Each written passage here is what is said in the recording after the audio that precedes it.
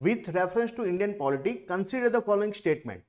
Governor of state is not answerable to any court for the exercise and performance of the power and duty of his or her office. તો બિલકુલ સાચું છે. Governor જે છે કોઈ કોર્ટને જે છે પોતાના કાર્યો માટે આન્સરેબલ નથી, જવાબદેહી નથી એમની.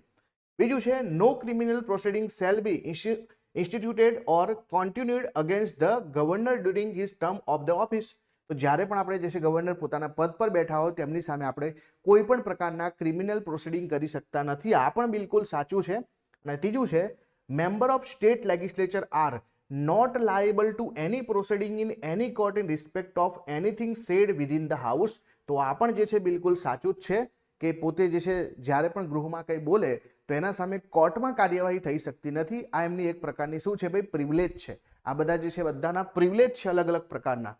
તો રાષ્ટ્રપતિના, રાજ્યપાલના જે રીતે પ્રિવિલેજ છે તો એ જે છે મેમ્બર ઓફ પાર્લામેન્ટના પણ પ્રિવિલેજ છે, મંત્રીઓના પણ અધિકારો છે. તો આ ત્રણે ત્રણ જે છે બિલકુલ સાચું આવશે. તો 1, 2 and 3 option number D is the right answer. 1, 2 and 3 option number D is the right answer.